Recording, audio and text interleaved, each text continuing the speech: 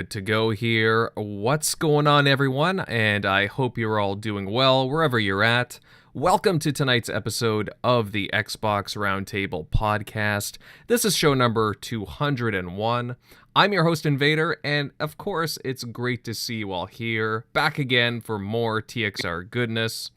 For tonight's offerings, we'll be talking about the Battlefield 2042 open beta. What did we think of our time with it? Well, hey, we will dive into that. As well, Xbox has announced a bunch of things for its 20th anniversary. Do we like what they've shown off? Well, again, we will, of course, dive into that and much, much more. However, first, let me introduce everyone on the panel.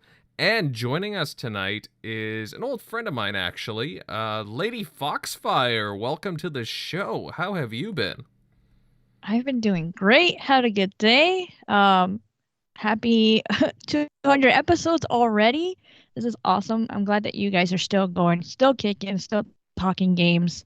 I really love listening to you guys, whether it's live or, after the fact. Either way, still a good show. Hi, everybody. How's it going? Thanks for hanging out in the chat or listening later. I can't wait to talk to these guys about some Battlefield and so on. Yeah, I'm glad to see that we have one excited fox in the house. That's a good thing. I'm really hyped for that. Yeah, I cannot wait to get your thoughts on that Battlefield for sure. Definitely lots of stuff to talk about, Foxy, and I can't wait to get your opinion on things. Moving on down the list here, Tim Buddy, what's up? Hey, happy to be here. Nice panel, Foxy. Happy to have you. I think we did play Battlefield together once, and I think you killed me. I think you kept killing me. If I recall, It was a long time ago, but nice to have you. We're going to have a nice chat today. We have a lot of stuff to go by, and, it's going to be interesting with the panel to hear what everyone thinks, and let's get going. Yeah, you said it well. Moving on here, GeneralMLD pal. Happy Thanksgiving weekend, bud. Hope you're been kicking back, relaxing, and whatnot. How you been? Oh, thank you. Happy Thanksgiving to you too. Just seeing the family. Was able to sleep in like 1 day a week. Being a new dad, that's actually very, very, very nice. So, yeah. Otherwise, let's see. I want to welcome our guest, Lady Foxfire. Looking forward to all the games we're going to talk about today. All the news. It's going to be a good chat. Agreed. And for everyone that's confused here, me and GeneralMLD were from Canada, and it's Thanksgiving weekend here, so no confusion with the American one stateside, just so everyone knows. But yeah, I can't wait for some turkey myself. Shockley, buddy, moving on over to you. How you doing?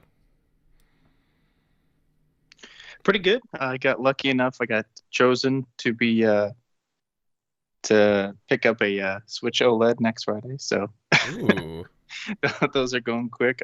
But yeah, I think it was what was it, Friday when they went live, and not the pre-orders, but the I guess I just caught Best Buy when they had orders up. They stayed up for like a good 10 minutes. I was surprised. I was kind of mad though because the other I ordered one at a Best Buy near me, and it said Friday. But then I was like, wait, I could have just gone to a Best Buy just a tiny bit further and it'd be there Wednesday. So I was like, do I cancel it and risk it not being there and try to reorder? I was like, damn it, I guess I'll just wait. But I've been playing Metroid, pretty sweet installment. I'm trying not to get too far in it because I do want to see that in its OLED glory. I hear that's like a really good one to use it on. Mm-hmm. Seen a lot of people saying complaining about it's really hard. Saw a lot of reviews about that. I'm like, have you guys never played a Metroid game? They're not easy games. I was like, you definitely didn't play the one that leads into this. Metroid Fusion's not like a cakewalk. So if anything, that's more of the masochist one, in my opinion, out of the ones before this. So It's really not that hard. You just, especially since there's that counter and so many enemies try to counter you. So once it tells you when to counter, it just blinks and you hit the button and you perfectly counter every time. So it's not hard.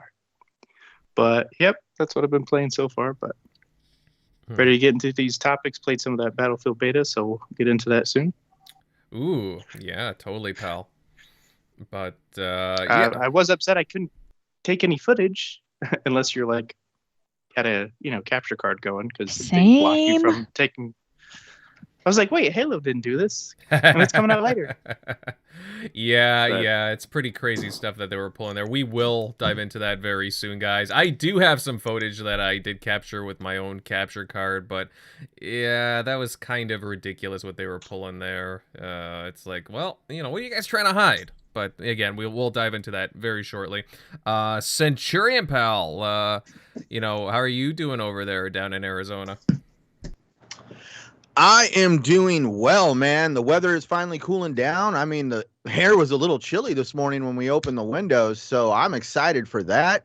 But what's even more exciting, man, is it is Sunday night. It is time for TXR.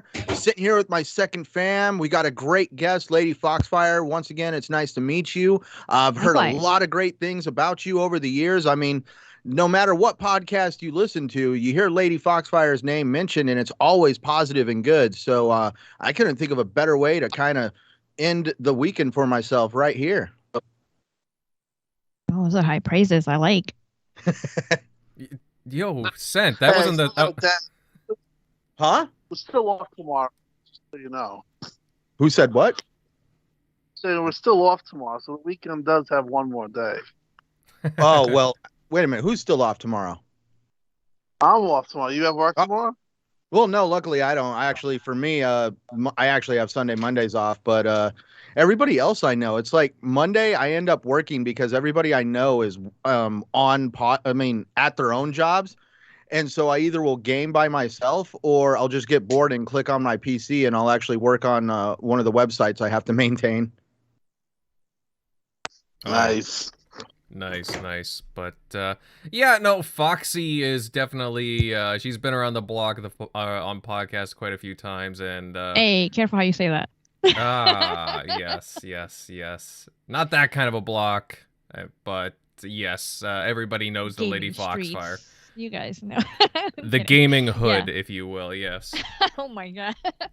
But okay, guys, tell you what, why don't we start off by talking about the Battlefield 2042 open beta that's been going on the past week.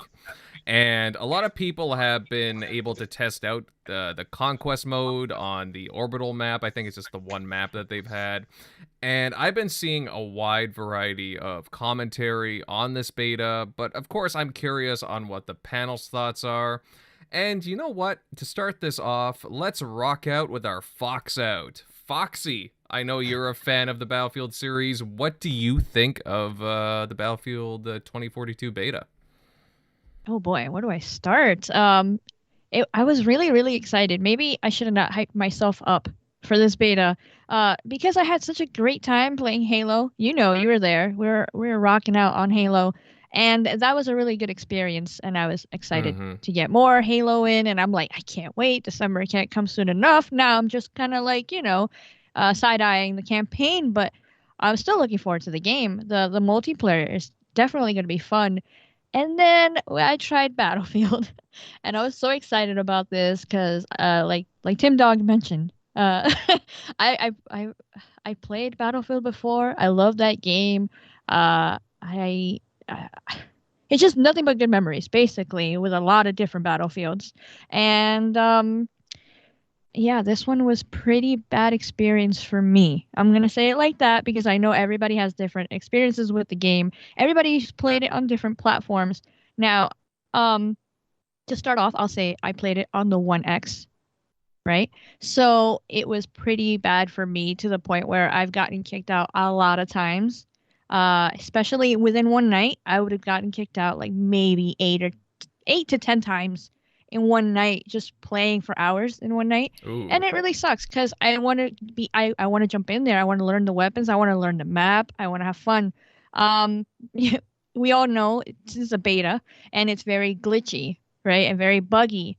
That does suck. It's very disappointing. But my experiences were a little bit worse. I don't know why, but like there's a lot of issues with the lighting within the game. Either it's too bright or it's too dark. There's a lot of glitchy stuff in there, and it took away a little bit of my fun and excitement that I had for the game. So I was looking forward to this. Obviously, I have it pre-ordered and everything. I even have the upgraded version. So when I do get my Series X, I already have the game. I'm ready to go. But yeah, looking at what I went through and then going online and seeing other streams and people going through some of the similar issues, it bummed me out a little bit. So I had to lower my expectations for this game, which now I understand why it got delayed. They need to polish it up a little bit more. So hopefully they have enough time to deal with some of these issues, and it comes out next month and it'll play better, you know? Mm-hmm. Yeah, yeah. I mean, I played on the Xbox Series X, Fox. I spent quite a few hours with it actually. Because again, so these matches that last on Conquest mode, they can last for Oh yeah. a long ass time if you go all the Yeah. way. So like, you're talking about what, 20 minutes, 25 minutes, something like that. And like, I mean, to its credit, with Battlefield, you can do a lot of different things. You can spend a lot of time doing different things, spending time. You could focus a match like for like almost 20-30 minutes. You could focus on just doing vehicles, right? Mhm. And you'll see either issues with that or you'll have fun with that, right? You could run around and play another match and just focus on being medic or shooting, sniping. You could have your different areas within the game. You could do so much, which is why I love Battlefield, especially Conquest. Even though I started off playing Rush a lot Mhm. when I used to play Battlefield, playing Conquest is amazing because you could do whatever. It's a giant map. Mhm. And on the One X, it's not as big as a map as it is for the Series X, the PS5, and the PC. They have the biggest maps. But we do have a big map. It's still the same amount of people that there were in previous Battlefields. Mhm. And it's crossplay with PS4. So there are still a lot of people in there. Like I had full matches all the time, but all these bugs and issues that I was having, were disappointing, deterred me from having like ultimate fun or looking forward to the game like how I originally was. Mm-hmm. Yeah. Like I wasn't really sure how to approach this game, to be honest with you. I mean, I do generally like Battlefield, but there's some stuff over the years that have kind of dragged me out of the series, to be honest. Again, with my time playing it, there were a bunch of graphical hiccups that I saw that really kind of took me out of the matches, whether it be like player related or just like the screen tearing all of a sudden. Granted, again, this is a beta. I don't expect a Right. finished product here by any means. I have to give it the Sure. benefit of the doubt. But there were a lot of things that kind of just left me going, like, I don't know, to be honest with you, I kind of like it looked all right, but I don't know, I kind of expected a little more polish to it, especially since they had a bit longer development time on this particular title. So Yeah. I don't know, I'm just kind of left scratching my head with a few things. Yeah, I agree. Especially the fact that they're only focusing on multiplayer. Remember, there's no campaign. So they're just doing multiplayer. They're just more focusing on the bigger maps for the new gen and PC. And then they're kind of, letting the last gen play along as well because it happened with Battlefield 4. Came out on the 360. That one has zero issues for me when I played it on the 360. And then I saw everybody having issues on the One and the PS4 at the time. And I was like, ooh, that sucks. I'll wait until they fix it and then I'll upgrade, So I waited and then I got the Battlefield 4 when they fixed everything on the Xbox One, and it was awesome. It was one of my favorite Battlefields. Yeah, that's right. I do remember that Battlefield 4 still to this day has a really deep community. That game has a lot of love for sure. I was playing it before the beta, to be honest. Still a lot of people in there. Damn. And Jay Rembert in the chat, hit that like button. I like the sounds of that. Like the show, guys. Share it out. Let everybody know that we're live now. Foxy, you bring up some good points here. I'm gonna move over to somebody else who's played the beta. Eric Shockley, buddy, you said you played a bit of the beta. How did you find it? Yeah, I mean, I had a good time with it. I played the hell out of Battlefield 4. I'm kind of salty that I didn't notice when... I still don't know what the cap is, but eventually, when you keep recording videos, Microsoft eventually deletes your stored videos. So if you didn't download them, which at the time when Battlefield was out, I don't even know if their app allowed you to download the videos easily. I think you had to do it through like Upload Studio, and that thing was a mess. But man, I had so many amazing like videos of just like crazy shit that happened. But yeah, I really missed Battlefield. I started to get hype when Battlefield 1 was coming out, and people were like, "Yeah, this looks good," and then Call of Duty was like getting shitted on. But then I never really got into Battlefield 1 or Battlefield 5. So it was a lot of us were really hungry. Battlefield fans were hungry once they were like, please go back to modern. But so I think there's some of that where it's like a breath of fresh air in a sense. So that felt good. But yeah, there's definitely some jank that was going on. And you've seen some of the videos where like there's no gun in people's hands, or I never got to experience some of the crazy ones where like I guess the rocket sometimes either fails to launch and that explosion happens. I saw that. That was pretty cool. But otherwise, I was having fun with some of the with the vehicles and just getting back. And unfortunately, I didn't have anybody like an actual squad that I was running with. So it's that when you play Battlefield, you definitely want to be like in a squad, unless you're planning to just go and do vehicles. That's why I try to tell people, I think Ash and Luca and some other people, like if you're just soloing it, like just to get into the beta and like test it out, definitely try to start with the vehicles, because you can have more fun like roaming around with the tank. And there was this one match where I was just shooting like fish into a barrel and was shooting all these guys on foot that kept running in and taking down other tanks is cool. So you don't need squads for that to like survive. Or if you're flying the jets are a lot easier to control than you'll find in helicopters. And that was actually fun to watch people, because I remember how tough it is to control the helicopters in that game, and you're just seeing one after the other helicopter just turning upside down, just crashing every like 2 seconds. Yes, I'll admit I totally had those moments where I had to bail out, because I'm like, how the heck do you control this thing? Like I couldn't, for whatever reason. Yeah, they just for some reason like want everything super technical of like how you. It's kind of like tapping your head and like rubbing your belly at the same time, trying to get down that method. Whereas when you're flying the jet, it's pretty easy, and obviously anything on the ground's easy. But yeah, I mean, hopefully they just fix a lot of the stuff that's going on. Hopefully, like they said, it was just an old build, like Halo was. Obviously, although this one definitely wasn't near as polished as what the Halo build was.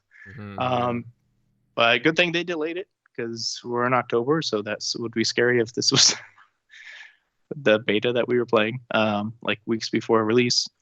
But I mean, I'm interested to see the sales. I don't think the campaign thing is going to affect anybody, because who buys Battlefield? Who pays $60 for Battlefield for the campaign? I don't think those people exist. Especially Battlefield 4's campaign. I mean, you're there for the multiplayer, so yeah. It's at least in Battlefield 4, even though that had way more issues, and that was just more connection issues on Battlefield. I remember it got like totally crapped on for that. But once they started rolling out, they do a great job at like dishing out like content, and the maps are supposedly this one that people were playing was like a mid-size map, which is crazy because that thing was huge. And I think maybe just my matches, because I only got to play it like more in the mornings. so maybe they just weren't as full. Because I was finding it hard to wait, there's nobody around. But you can kind of see on the map where you can. That's the great thing with Battlefield, though, is it helps with those conquest modes because you actually can spawn in. If someone's already in a helicopter, you can just spawn in with your team, or spawn in at certain points that you've captured. So, but I am hyped for the deathmatch. That's also a great part of Battlefield because it's a different feel, more of kind of like a realistic feel with the with some of the gun mechanics, but playing some of the smaller match. Basically, they take the same conquest maps and then they just shrink them.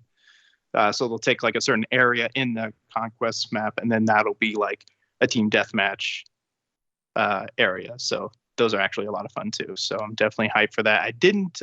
I should have. I was just messing around too fun with having too much fun with the vehicles, the attachments, because that's what I was hype about when they first showed off the game back in the summer. But definitely need to try that if they have another beta weekend, because changing your attachments on the fly, that's going to be pretty sick, especially in some of those conquest matches where you're going from, I need to hit long range with those, trying to think of the rifle. I think it's RFB. I think that's what it is.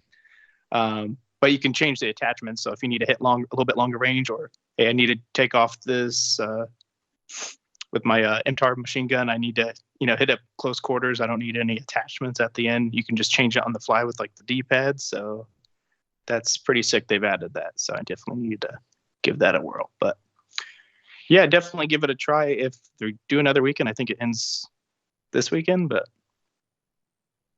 yeah, I think that and Halo, those are going to be the. I haven't seen anybody talking about the Vanguard beta. At least with Battlefield, even with all the jank with it, people were still sharing a lot of videos and having fun. But yeah, it still has more hype behind it. Go ahead, Tim.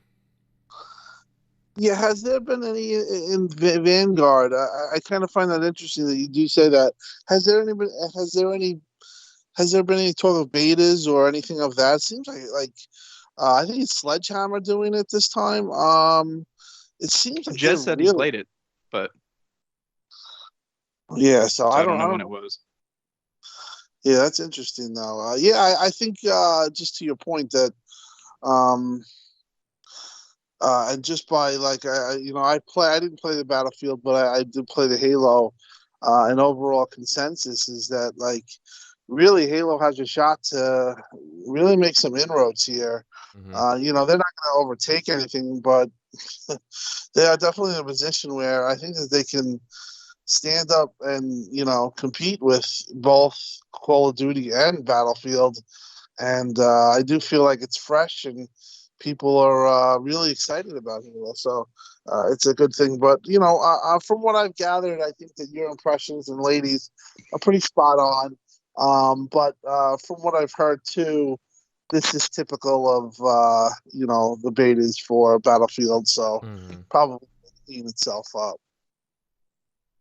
Mm-hmm. Yeah, generally that's what I've been hearing too. I've played past betas for Battlefield, and I think this is the worst experience I've had.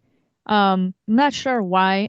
Maybe probably because I got kicked out a lot, or because I had a lot of visual issues with my game, whether it be screen tearing, brighter graphics, or dim graphics, and I'm just like, I can't either see or I don't know what's happening right now.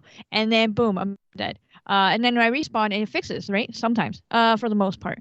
Even when I get revived, let's just say, I stay red, even though I'm running around and I'm back to life. You get those little bugs, and they're really annoying because again, you're really excited to play and try it and give feedback, and then these things in the game happen. Another thing I didn't like was the way you throw grenades. They completely changed that because they added stuff to the D-pad because you could change your accessories on the fly for your weapons. I don't like the way they changed the grenades. Hopefully, I can change the controllers a little bit better because they didn't have that many settings in the beta. Hopefully, when the full game comes out, I could mess with it a little bit more to my liking. Who was that old lady character model? I was like, this just doesn't fit. Looks like she's Yeah. 68. Yeah, exactly. Like that. I don't know. There are some things in the game where I'm just like, huh? Like, yeah, like you said, like that character. I was like, she has model some cool I forget which class she was, but I was like, oh, I kind of want this class. But I was like, why do I look like this old granny? I'm Aunt May over here. Yeah, thank you for saying that, Shock, because I thought I was like the only one that like I didn't want to say it, but at the same time, I it's completely forgot about her, but yeah. yeah, because I mean, no ageism, but this just doesn't fit on a battlefield. Yeah, it's like for an attachment, you might need a walking cane, right? So, but I don't know. Yeah, I had a mixed reaction to the beta. I mean, again, it's just a beta. There's bound to be, you know, some hiccups, of course, happens with all of them. But generally, though, I just felt like the Halo Infinite one was just so much smoother. But I guess that's just the maturity of the builds that we've gotten. GeneralMLD, buddy, did you get a chance to spend any time with the open beta? Actually, I did. I played a little bit last night. I'm not really a big Battlefield fan. I mean, like I just beat like the campaigns on EA Play Game Pass this year, like Battlefield 4, 1, and 5, like just to blow through it. I'm pretty sure the majority play Battlefield for the multiplayer, but I came into this with the mindset of I'm a first person shooter fan. I came off the Halo beta, so at least like I had something to compare it to. And I gotta say, like I wasn't having half as much fun playing Battlefield. I mean, bug wise, like when I was at the top of a building and you're taking the elevator down, that was kind of really buggy. But again, like it was mentioned before, like it takes a couple buttons to throw a grenade. Like it should be just like it's not like intuitive. It's not right away. That kind of threw me off. Yeah. I'm a little bit iffy on the specialists. Like I prefer Halo's custom character creation, that kind of stuff. But I found myself I was traveling way too much on foot in between firefights. Like I found myself just running a lot to an objective more than anything. And yeah, I got some kills in, which was fun. But a lot of the times I'm running towards objective, I just get clipped by somebody else, and then I'm forced to just respawn and do all over again, run for another 2 minutes towards the objective, and just rinse and repeat. I don't know. I just feel like I feel like I was just really I wasn't making a difference. Whereas in Halo, every match I felt like I was making a difference, if that makes sense. So maybe the game's not just for me. I mean, I'm sure people love what it offers, but coming off of Halo Infinite, I just don't see myself spending too much time with this game compared to Halo Infinite.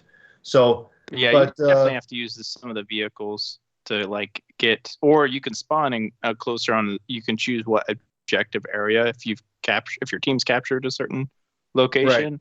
Right. But luckily, there's a lot more like mongoose like vehicles in there where you can just like jump in and go, or jump in a vehicle someone's already in with your squad that's already headed toward the objective. But you might like some of the team deathmatch ones because it's like that but just smaller, and that might be more. But luckily they have a ton of different modes. They just didn't have it in this beta for some reason. Oh yeah, for sure. I think like the smaller matches might be more my speed. Yeah, I think it's just a matter of preference from my point of view. I just see myself liking the Halo build more, just overall more polished, less bugs. Mm-hmm. I feel like I made more of an impact. But yeah, that was my impression. Yeah, it's funny, Noof Nukem in the chat there. I totally understand, pal. He says, I help the other team's confidence with KDR, kill-death ratio. Oh, man, I totally understand. I was not having the best of luck picking off guys, let's just say that. I mean, usually I'm not too bad with shooters. I can usually hold my own, but, oh, man. Maybe I don't know. Maybe the controls threw me off a bit, like you guys were saying, the grenades and so on. Like it just, it did kind of throw me off a bit. I don't know why they tinkered when that. Don't fix what's not broken, right? But again, we're still a little ways away from release. But hopefully they take all of our feedback and complaints. Let's see here, and bring back the boats for the next beta. Because I missed that they weren't in there. Because oh man, those boats, especially when you upgrade in like the Battlefield 4 and you'd get to the laser guided missiles and you're taking out helicopters, that's the best. Ooh, yes, that actually does sound pretty cool. Centurion pal, I don't know if you had a chance to. Did you get were you able to play any Battlefield beta? No, I did not play the beta. One of two for multiple Yes. reasons. Mhm. The main reason why, but also I've been keeping it to myself because I happen to have the good fortune of being able to play games with some of the great community members we have, and one of them was under NDA, who went to a private beta, like I believe whenever it was, I think it was like a month or so ago, Mm. and he bluntly told me, he's like, they needed to delay that. As soon as I saw the delay, I told him I was happy they delayed it because during during the private beta, he said it was bad and that it needed to be delayed.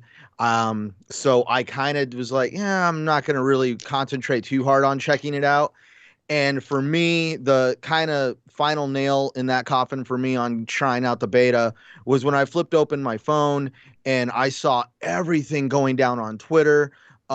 This person logged into the wrong beta and they had to delete it off their console and get the actual beta down, the right beta down. I was confused on why there was two betas running around on the consoles, but that's beyond me.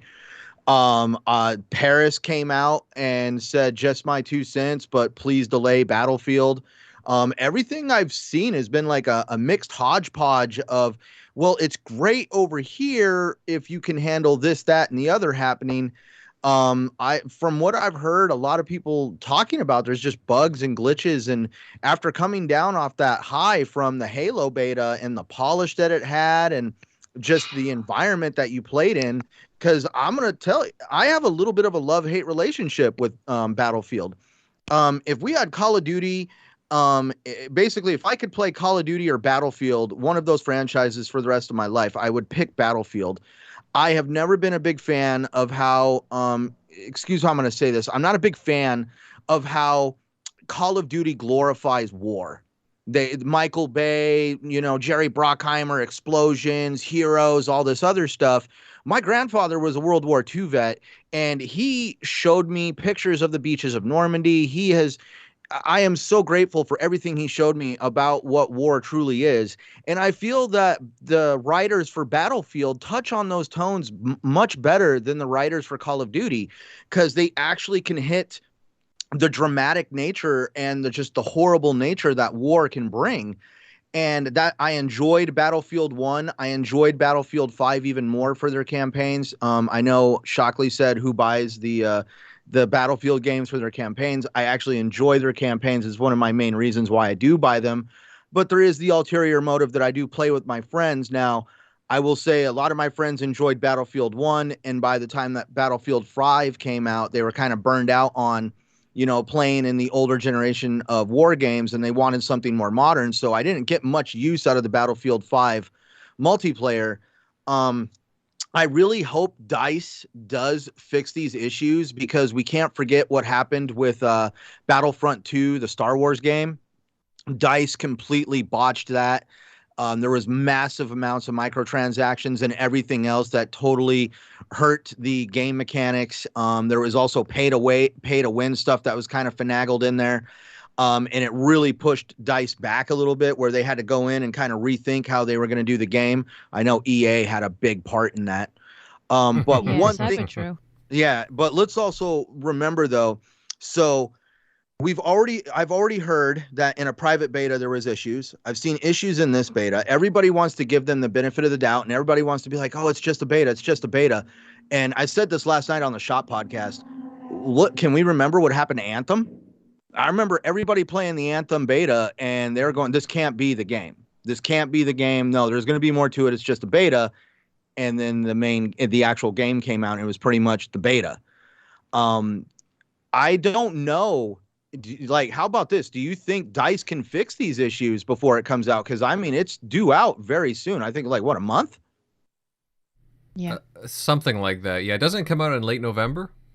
Yeah, I Yeah. think Right. it's either mid Yeah. or late November. It was supposed. Yeah, it was delayed a month, if I'm not mistaken. Yes. So. That's where I'm just saying if they, I just hope we don't have like a cyberpunk situation running around where if you have the current gen consoles or a really good PC, you're going to be just fine. But if you are playing on some of the older consoles or on a very not up to snuff PC, you could potentially have your game experience hurt, if not broken.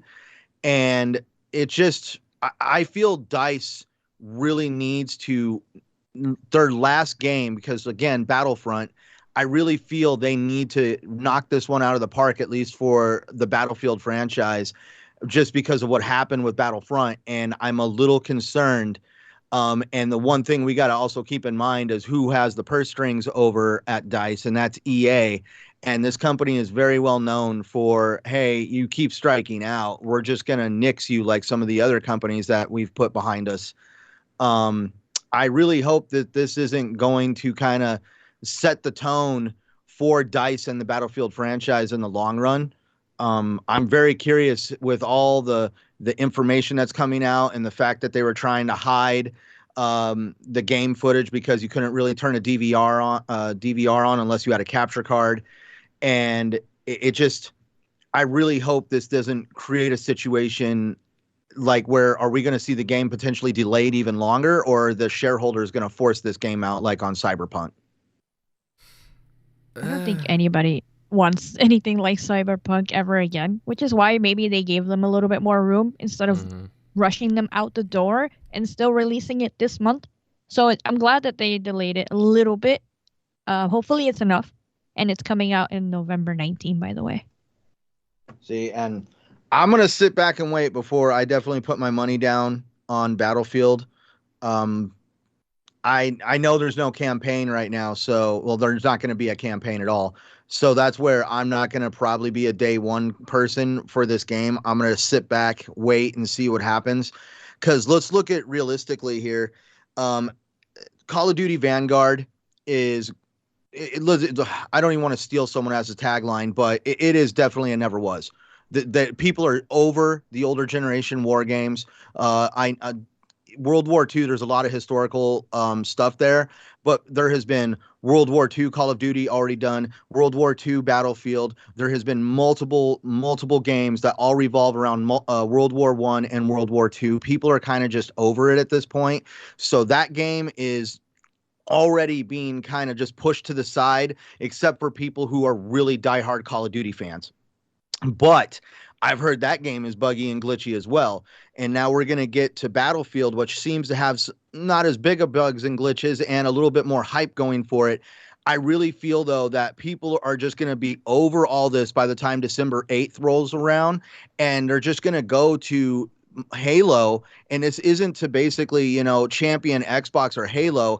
It just goes to show what, hey, DICE got an extra month, 343 got an extra year, and they created a very polished product. They know what they knew what they wanted to do, and they gave us a very good, clean beta. And that's out in the wild for everybody to know that, hey, what do you want to put down Call of Duty and Battlefield because they've got some work to do, and just come over here on Halo and play a game that actually has some polish to it and not as many issues.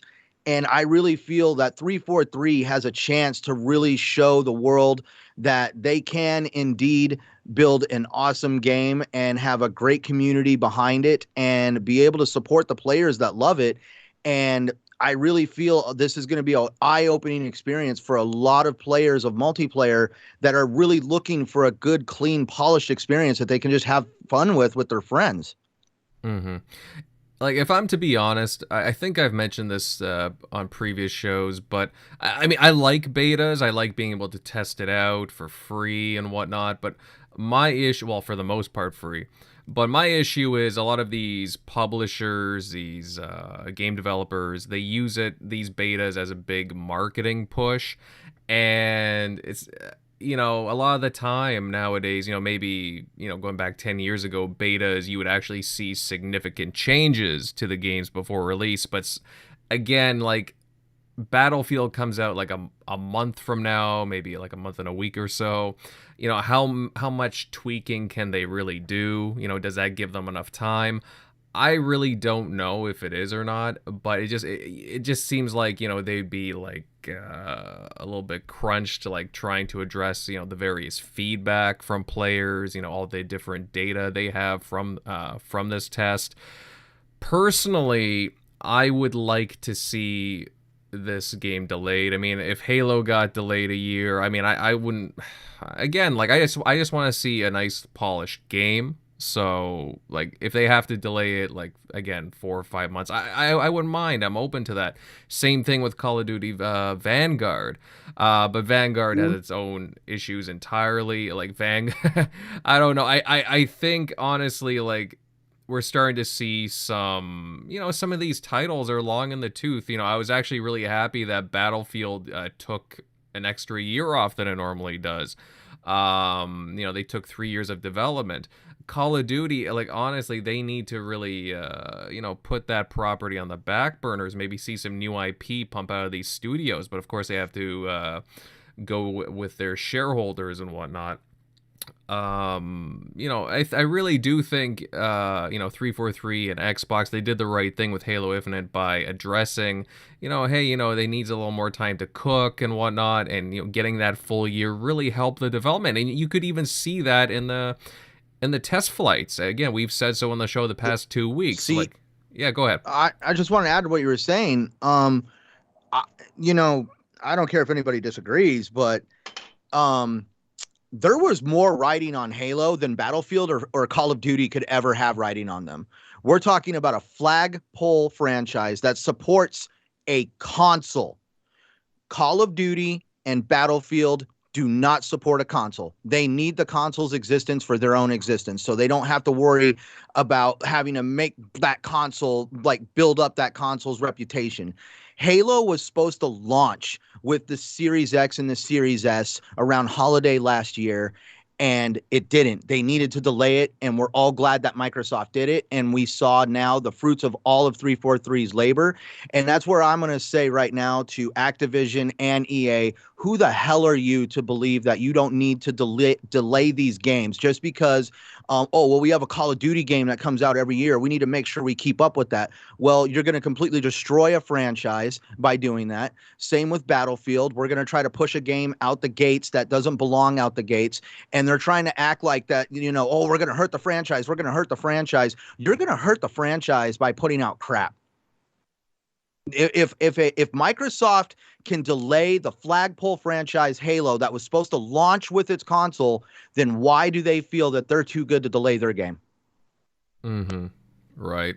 Yeah, they don't care. They think people are just going to buy it anyway and not be informed about this because not everybody does what we do, right? And not everybody's hardcore or anything like that, if you call yourself that. So they just want to release it and then worry about the updates later. Yep.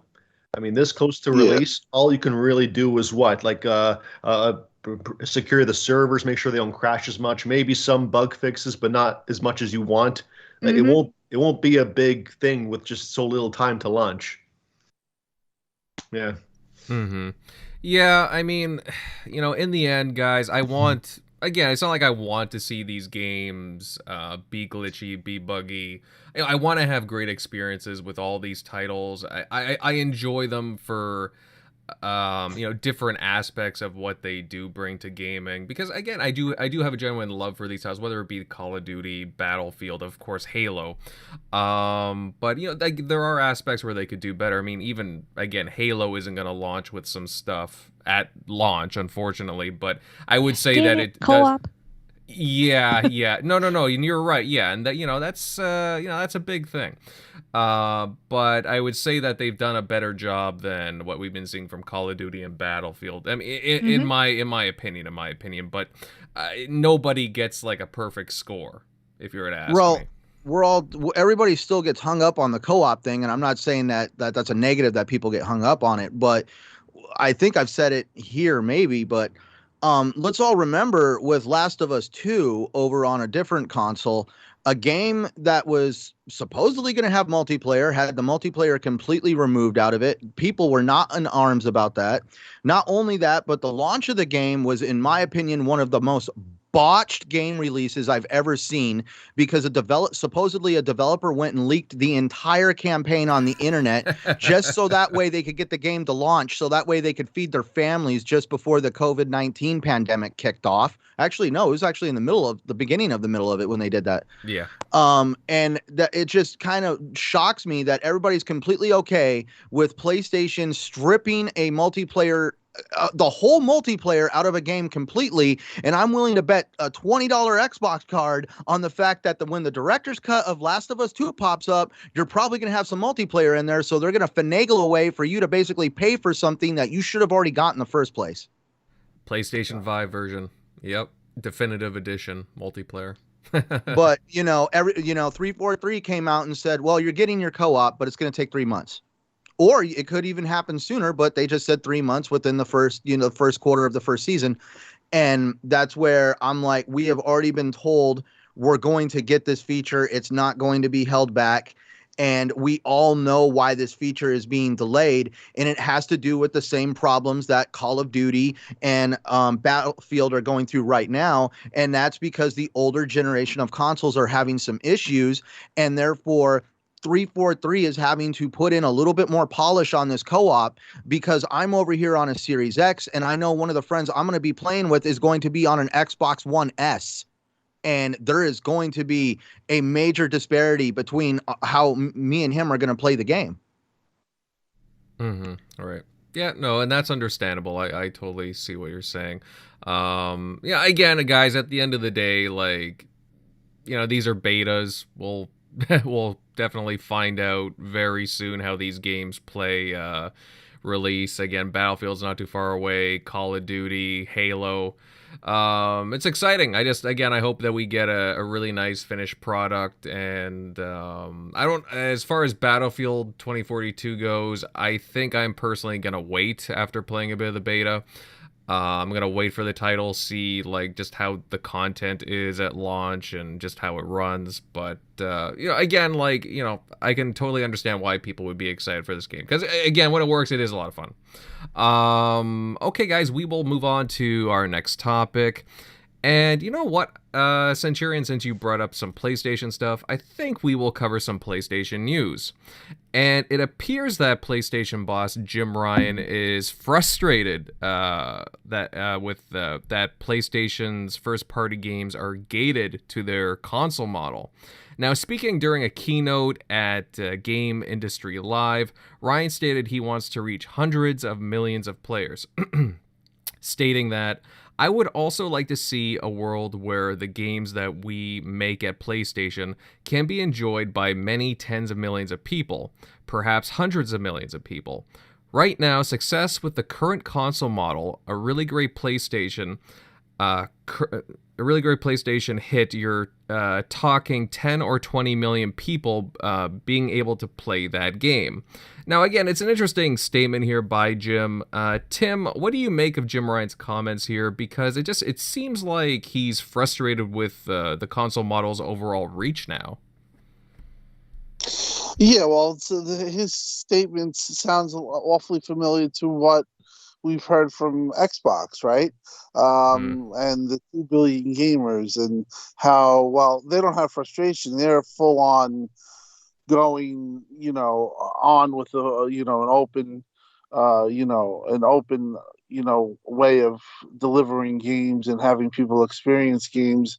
And I think, let's be honest, I think Xbox is on the right track here. The days of a console sitting below your TV and being the only source of where you could play is archaic. It's not the way the world's going right now.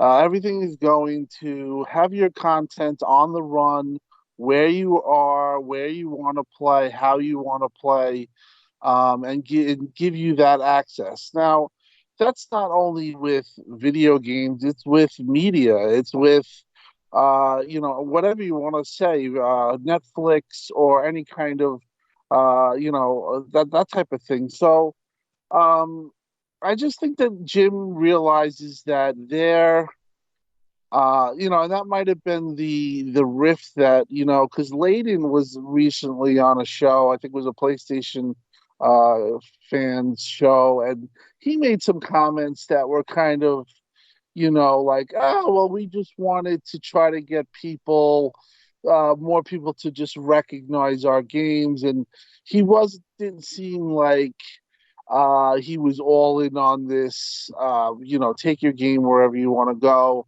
open up to a new set of players, a new set of market where you can infiltrate. He was kind of on the ideology that you hear from a lot of PlayStation fans, like, oh, you can only play in one spot, and that's why we love our system, and that's why it's better than yours, because it's exclusive, and all these these arguments made against what Xbox is doing. But if you look at just the way everything's going, Xbox is just following what Netflix is doing, what they're all doing.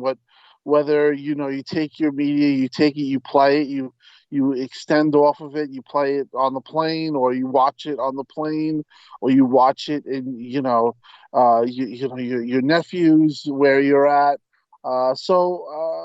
I think that Jim just realizes that they're way behind in that aspect, and I think he's frustrated because, listen, Xbox kind of has this down now. I mean, they've been doing this, and we've been talking about this for now over 5 years. Mm-hmm. To think about it, that they're not even in that infancy. They're not even full on with the strategy where they're attempting to just go forth with this.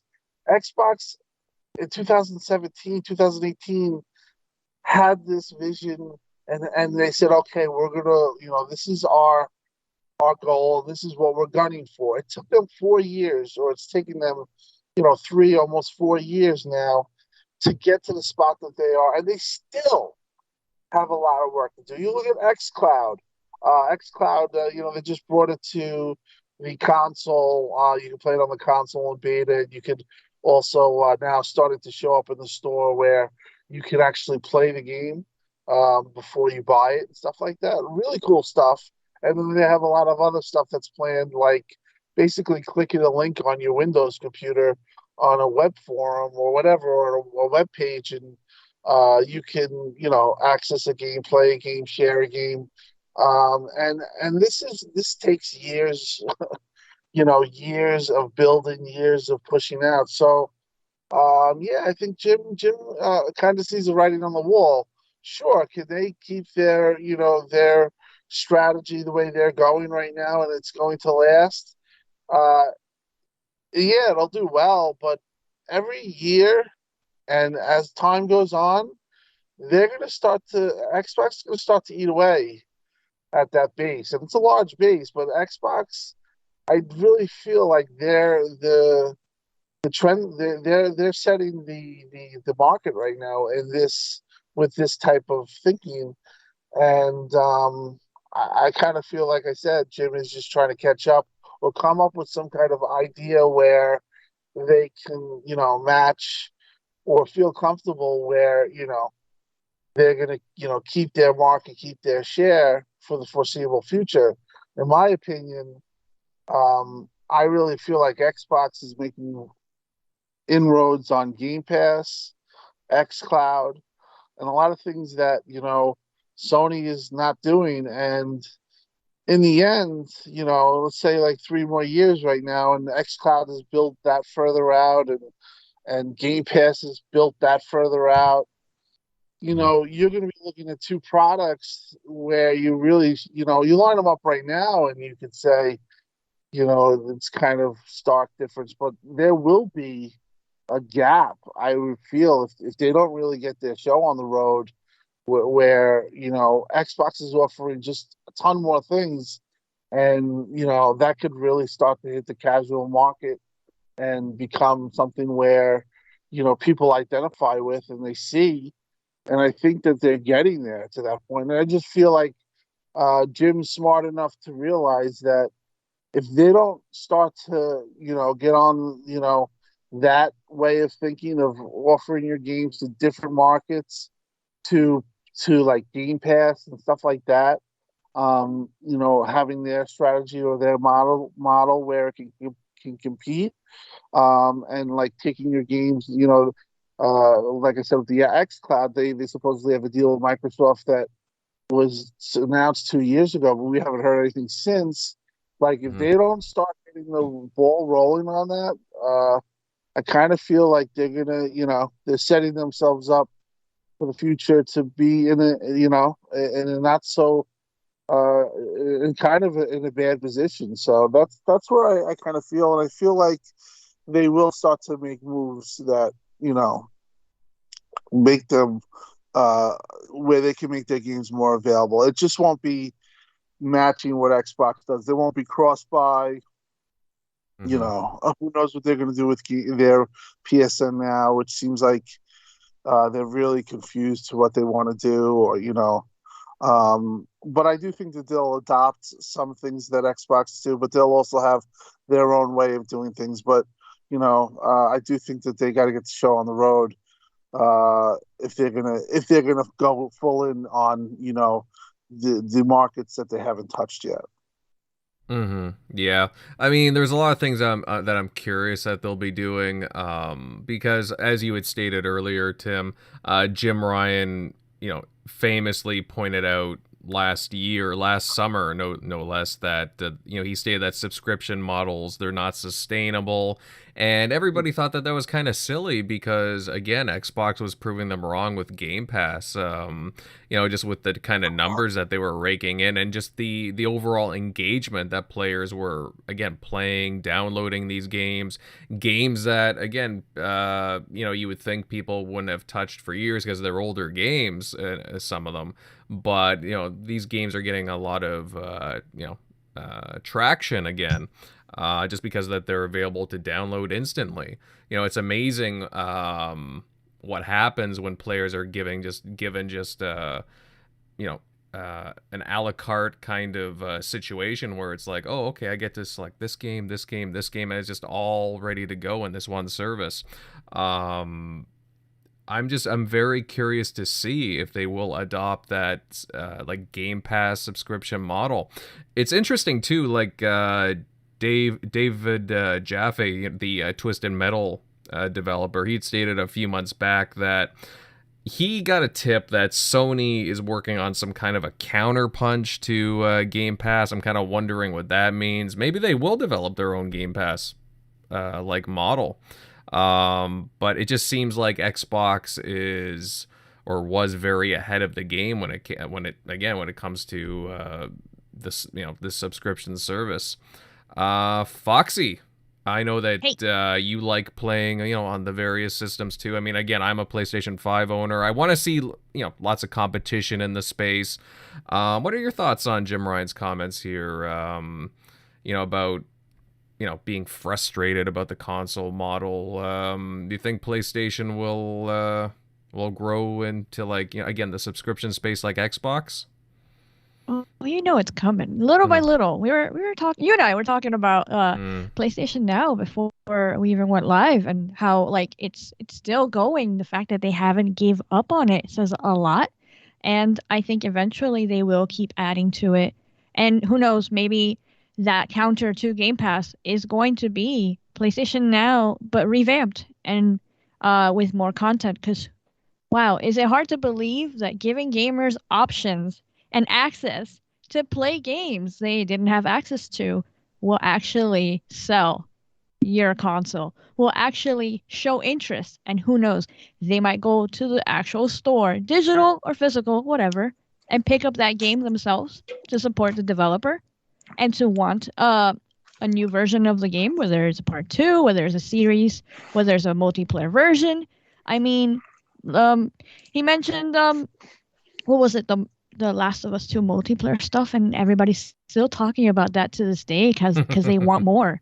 Yeah. So the fact that PlayStation's putting out content that people want, they should listen to the feedback. The fact that Game Pass is doing so well, they need to listen to the feedback, put 2 and 2 together, make an awesome service for PlayStation gamers. I know that they're still adding stuff to PlayStation Now, little by little. They should do PlayStation 5 content on there, even if it's not day and date. That would be amazing. Even if it's not day and date, at least a couple months right after it's launched. It's fine. The true fans will buy it day one, of course, or within the month that it's out, and everybody's talking about it. Everybody's excited about, oh my god, Ratchet and Clank was awesome. Spider-Man's awesome. They're working on part 2. People will go and buy these games. But if you give them access to it in PlayStation Now, then you have more gamers right there. It's just simple as that. Plus, PlayStation Now is on PC. That's more gamers right there too. Like, I don't understand why it's so baffling. And I hear what they're saying, but at the same time, they need to hear what we're saying and what the gamers really want. And that's to have access to these games. And once you do that, that's where the money comes flowing in. Mm-hmm. Yeah, they really need See, to. that's Yeah, go ahead, Bud. See, that's the thing though that I noticed. I'm getting some feedback. But no, that's the thing that I noticed is that the PlayStation fan kind of is not open to this. Like they like it's like at least on Twitter, a lot of them are like, I just want to play in one place, and I just don't want this. I don't want any other devices involved, and that's making it not exclusive to me in my experience. So like, I do think that they do get kickback from their fans in that way, or like some of them famously said dedicated console. Like, I just want a dedicated console. I don't want anything else. Which to me and you, lady, I agree. It sounds silly, but there is a segment of people, or there are a lot of PlayStation fans that they don't want it. They want everything exclusive, including the where they play.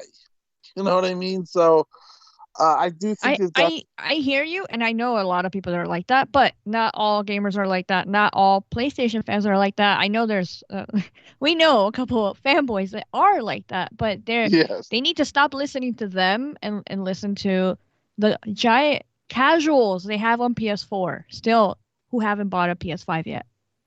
Correct. I agree with you in that, and you said that well. But I do think that that's why maybe they're so in this. It seems like Jim sounds like in a quagmire, like where they don't know where to step forward. They, in my opinion, they have to agree. I think that they are in position to just go full ahead and say, hey, adopt some of these, what Xbox is doing, Yeah, little by little. They don't have to completely be copy paste Game Pass tomorrow. They later, right? Doesn't have to be they like. So I agree. I don't understand why they're so hesitant though. It just seems so obvious. Like the gaming industry is going that way. The positive articles about Game Pass keep flowing. I think they're very traditionalist, kind of like Nintendo, where they feel like they want their gamers to experience their content through their console first and foremost. Like, I feel like if they make PS Now too good, because it's also on PC, then people will just use it on PC and not buy a PS5 console. Whereas I think Xbox, they've long since removed themselves from that. Like, of course, they want you to get a console, but it's not the only way to get their content. But I think Sony, they're still getting there little by little. But I think at the moment, they still want you to buy their console to play their content. Otherwise, they're scared everyone will just make a mass exodus to PC and play PS Now because all the games are just there. I mean, that's my personal theory. I think you guys said it right. They're getting there, but they're moving at their own little pace, like little by little. So, yeah. Mm-hmm. Maybe I could hop in here with something that'll probably set fire. Go for it. Jim Ryan and them don't want to be in gaming anymore. If you listen to anything he said in his entire conversation, he did not refer to that platform as a gaming platform. He referred to it as an entertainment platform, something I have been saying for a very long time. He kept comparing himself to the movie, television, and music industry. He kept he's like, well, we create these beautiful cinematic experiences. That's what Sony's going to give you. They're not going to give you games. They're going to give you cinematic experiences, things that are related to the movie industry and the television industry.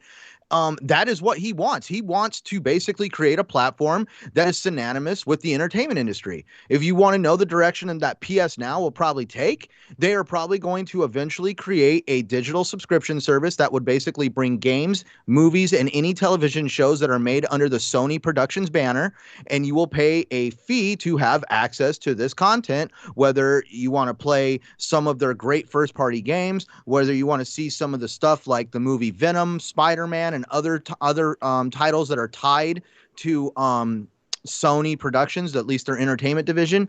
Jim Ryan wants his brand, his console, or whatever you want to call it, to be associated with film and television. And I actually kind of chuckled at some of his comments in this interview, especially when it came down to, oh yeah, I remember when we were first getting started, we had barely any money, and we were just trying to figure out how to buy, furniture, and we decided to go to IKEA, which is one of the most expensive furniture stores you could probably think of off the top of your head. And then we didn't want to really assemble our own furniture, so we had to scrape up money to hire somebody to build our furniture. When I let my wife listen to that, she gave me the look, and she's like, who is that talking? I'm like, that's the guy running PlayStation. And she's like, he sounds like a real snob. And my wife is not involved in gaming like I am. And she took that just from the statements that she was hearing because I was watching the interview. And that's why I kind of douchebag. Yeah. She's like, what the hell? That was her first interaction with Jim Ryan. She's like, who's the snob on television? That's the guy that runs PlayStation. And I mean, like, she even chuckled at the fact that they felt that they were too good to assemble their own desks. So I'm not trying to drag. Like, I love my PlayStation. I love the games it comes out with. I even bought Deathloop. I'm going to get Kenna when I'm done with Deathloop. I love the game, but let's look at this object. Kenna is not a first-party game. That is something that they threw money at. Deathloop, that's something they threw money at. Anything that comes out first-party wise is going to be an entertainment-based experience where you're going to sit, play for a little bit, get to a cutscene, put the controller down, go get a sandwich, grab some popcorn, drink a soda, and then get through the cutscene, play a little bit more of a game, and then repeat the process. Possibly push some boxes, over the shoulder, third person perspective. It seems like they have found their niche in gaming, and they are going to basically beat that niche into the ground. Meanwhile, if we look at how Phil Spencer talks about games, for starters, he has no problem calling Xbox a gaming platform. He likes we just want to let our developers be creative and artistic and have flexibility. No, you go to PlayStation, we want cinematic experiences. We want it related to something in entertainment. They're even trying to push Twisted Metal into a television show. It seems that they, for some reason, have their eyes on the silver screen, and they will not take their eyes off it. Mm-hmm. That's a very good theory. I can see them doing that, like doing their TVs and movies and games all in one subscription service. Like, yeah. I mean, that is one. If you want me to be truthful, that is one of Sony's strong suits. Is they are a movie company. They have a lot of experience in creating really great movies and things that revolve around that universe. And that's where I've always felt that is where the two brands are going to officially diverge. You're going to have PlayStation over here doing movies and entertainment, and you're going to have Xbox over here with flexibility and creativity. Yeah, as soon as you said entertainment and stuff, I was thinking about how they just bought Crunchyroll recently.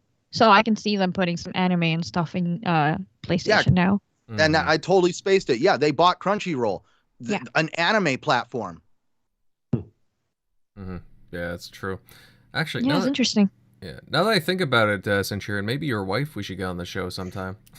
Oh my god! Oh my god! That would be the day right there. She would probably be. My wife plays Sims 4, and she'll play Sea of Thieves with me, but definitely she doesn't get as deep into gaming as I do. It's all right. You can tell her I said that. Shockley, buddy, do you have any comments on what Jim Ryan said? Yep, the whole slate, man. It's coming. So I think they're gonna get to day and date PC at least, because he needs to get those numbers up, and you can see just from when they've released some of those games, like on PC, how they've sold, and a lot of those PC, and they probably have the numbers on it, where a lot of those PC gamers, like, they're not losing sales, they're gaining new customers. So why hold out on getting money that you could get today? So, and you still got the console market pretty well locked down. So as we can see, like especially the European market, and they're still dominating the North American market. So I mean, you're not really losing out. So, but as far as the subscription model, I think they're just watching. I think they're watching Microsoft very closely, because they know if Microsoft, and I've told this to so many people, and they just think it's nuts.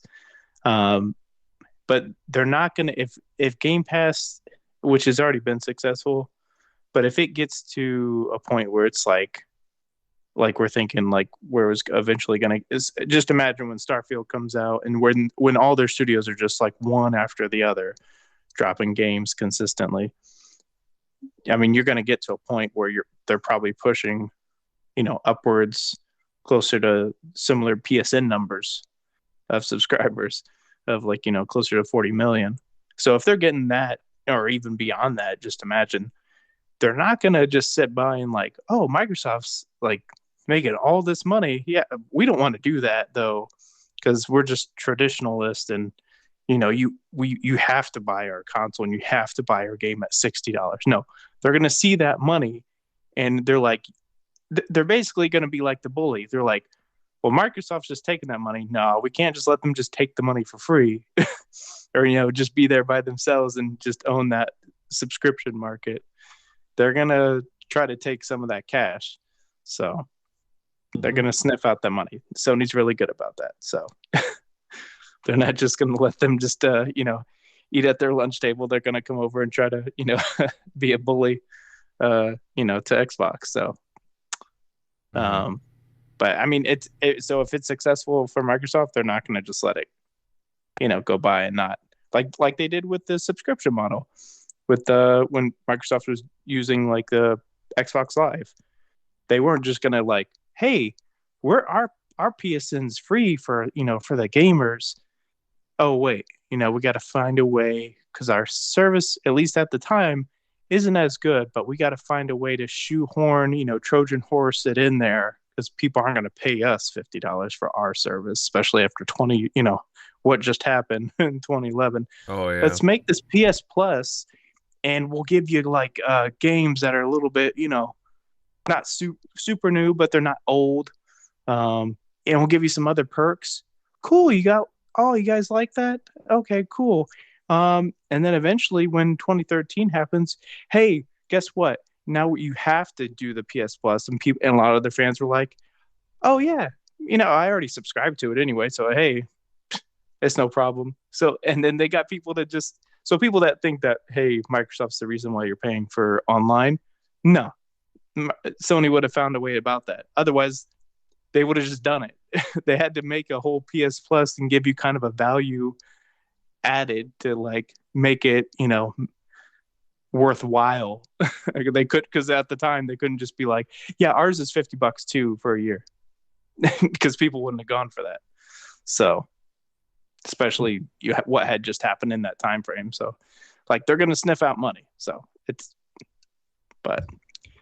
just going to be a longer process with them, because obviously and Microsoft's playing that long game where they're seeing how it goes as well. So people are like worrying about, like, every week there's like a therapy session about Game Pass. It can't be sustainable. Like every week there's a Twitter space about it, and I'm like, but why do you care? Because they're like, well, then if they don't make money, then they're gonna shut down all their studios. And like, no, if they can't make it work, you know what they do? They just go back to the old ways of doing it, and they have all these studios, and they can just be like, hey, buy our console if you want to play Elder Scrolls, and that's a pretty big incentive. So like they can just go back the traditional way, and they have all these studios with huge marquee exclusives from the franchises in the gaming industry. Like that they'd be okay. They'd figure it out. So Yeah, like, yeah. Too many people worried about a $2 trillion company's bottom line. Well, yeah. I mean, Just enjoy the ride. I'm curious on how everybody keeps saying that it's unsustainable, and they bring up And they have Netflix. no numbers. They have no numbers, and then they try to compare it to Netflix, which is a subscription model that has no digital storefront, and they don't sell really any of the content that is in that service outside of that service. Meanwhile, Microsoft if we're just going to talk Xbox has a digital storefront. They sell those games digitally. They sell some. I've got physical copies of the games that are in Game Pass here in my own home. Those games are available outside of that subscription service. There is multiple facets of revenue that Xbox can use to create money sources to help sustain what Game Pass is trying to build. And every time anybody brings the Netflix model out with me, it's like, please be quiet. There is nothing that Netflix has that can compare to what Xbox is doing, because Netflix is Netflix. I mean, other than the only movies or television show that I could think of that I could buy physically from Netflix was Stranger Things, and I actually have the first 2 seasons here on Blu-ray. And I think that was just because of the inherent success that Stranger Things had. And now all of a sudden we see what Netflix did with that. They had Stranger Things video games, Stranger Things toys. They figured out how to diversify their franchises to make a little bit of extra money, something that Microsoft has been doing for years, and they're just now getting to their subscription service. So I just don't feel there's any comparison anymore between Game Pass and Netflix. We're just trying to basically compare a subscription service to a subscription service when they're not alike in any way. It's what Matt Piscapella, I think I'm saying his name right, had said. Stop looking at Game Pass as like this huge like debt. Is it sustainable? And look at it as a growth driver for the platform. So it's, it being there is putting in growth where your ecosystem's getting big, building with more players. So you have more people in your ecosystem. Well, now that I'm in it, because Game Pass keeps me wanting to log in because there's more games there, and I'll check out when Last of Us 3 or whatever comes out, every so often. I'll jump on my PS5. But other than that, let me just stay locked into Game Pass because they keep giving me all these games, what seemingly that feel for free, and with these cool quick resume features where I can jump in and out of games, so quickly. Let me just stay in here, and I'm spending all my money and buying all my third party and whatever games and spending all my money here. And sure, I'll buy, a couple first party exclusives throughout the year on my PS5. That's kind of how I'm using the consoles. And that's what they want. They want you spending your money on their peripherals. They come out with a new controller every month. Again, I don't know why people get like, hey, what you like? I saw that comment when you saw that awesome looking controller for the 20th anniversary come out, and people were like, again, you saw comments galore of people saying, oh my God, you have more controllers than games. I'm like, I don't understand how that's a problem. That should be the case. Printing plastic is as a shorter, downtime than, making a game. So those aren't the Naughty Dog's not making PS4 or PS5 DualSense controllers. Like, these aren't one and the same. So, I mean, you should be, it's comments like that is the reason why we got black, white, and Ron Burgundy. That's all I got on my PS5. That's the choices I got. That's why, because comments like that, you're not criticizing Sony. Hey, can we get one extra actual color? No, you're like making fun of Microsoft for making awesome different controllers and giving you a variety to choose from. And the games are coming. So they already told you all the games that are in development. So it's not like they're not doing both. Mm-hmm. See, we're all worried about Microsoft's bottom line when it comes to their revenue, even though that doesn't affect us at all. but we're not up in arms over the fact that Sony has some of the most lax cybersecurity I've ever seen in a company its size. I've personally been hacked. They've had one of the most egregious hack jobs ever in gaming occur in 2011. And to also cover their own butt, Sony created one of the worst consumer return policies, or basically protections for themselves, not the consumer, that if any fraudulent charges are ever made on your account, you're still liable for them because you didn't, air quotation marks, properly secure your credentials to where you wouldn't be able to get hacked. Even though when I was hacked, they were able to bypass every security feature that they had put in place, and Sony was complete. They're like, I don't know how they did it. Well, you need to be. Can you please send us some receipts to prove to us that this is your account?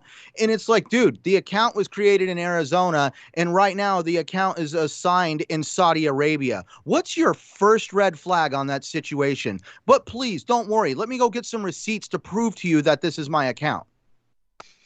Tell us how you really feel, Centurion. Well, that's what people always ask. Like, why do I have I don't hate PlayStation. I just hate the things that go on behind the scenes when it comes to like how the company conducts itself. I think the PlayStation is a great product. I think the games they make are great, but the people in charge are out of their damn mind. I mean, it is 2021. Get your cybersecurity together. Mm-hmm. Well, I mean, just to basically wrap up this conversation, we should see soon like how Sony's going to approach their own ecosystem, like with further improvements, and again how they combat Game Pass, like with their own, I would assume, subscription service in the near future. Again, they are doing a lot of good things. Obviously, they are selling a lot of consoles, and they do have quite a few good games out of their own. But yeah, I think they're looking down the line and seeing that, again, this model would be probably profitable for them down the line. So they are definitely not going to ignore that. I don't know, MLD, do you have anything else to add to this? Oh yeah, I mean, like the back and forth here is great. Pretty much all points are covered. I just wanted to just put in my own 2 cents here that in regards to the non-sustainable argument, people keep only looking at Xbox like the console brand, because all their games are also on Steam, Windows Store. Minecraft is multi-plat, still raking in hundreds of millions of dollars. They own Azure, so server costs are low. Like, I think if anyone can make this kind of thing sustainable, it's Xbox and Microsoft as a whole backing them, because they got all this stuff going on, this additional revenue stream beyond Game Pass. But going back to the initial Jim Ryan thing, I just like how he's just validating Xbox's approach. Like the closed ecosystem approach is just it's more and more dated every year. That's why they're going into the PC port business. I mean, they're doing it rather slowly, a little half-assed compared to Xbox because there's no cross-buy, no cross-save, but they're doing it. And then like it just you see online the fans are again. I'm talking about the minority fanboys. Like we're talking about the loud minority. Like they're shifting goalposts. They just can't admit that they're following Xbox's lead. The Xbox was kind of first to see this market change, and now Sony's now like planning to do what Xbox has been doing for years, because you can't do this stuff overnight. That's for sure. Because like xCloud, it just recently became available in Brazil, Japan, Mexico. Like this stuff takes time, and again, and they own Azure. Like this is their in-house stuff, and even then, it's taking years. It's not just like a light switch, you know. So in the end, I just think that like the bigger cloud gaming is going to get, Sony's eventually going to do that, like how xCloud is doing. But in the end, I think their lack of vision is going to be their undoing, because the bigger their expansion gets, that's just more money in Microsoft's pocket, because again, Sony is also using Azure. So I find that kind of a little bit of poetic justice there. So I guess we'll see what they do in the future. Mm-hmm. Yeah, well said, MLD. Love your points there. Yeah, I guess we'll find out soon what they have cooking up behind the scenes. Again, I do really enjoy competition between these different companies, and they push each other. So again, I'm very curious to see what they have going on there. Let's see in the chat. We have 108 Dragons TV. Lemon, how you doing, buddy? Thanks for checking out the show. He gave us a $2 and $5 super chat. Centurion is on fire. What's good, TXR? Awesome panel. Thank you, buddy. And he also says, Foxy Fox in the building. Love this show. Thank you, buddy. Always Thanks, bro. appreciated. Right, Foxy? You're getting all the love Yeah, tonight. he's awesome. What's up, Lemon? Yeah. Lemon in the house. Always a party with Lemon around. Definitely check out his channel, fellas. Okay, guys, we will move on to some other news. And earlier this week, Xbox revealed some new accessories to celebrate its 20th anniversary.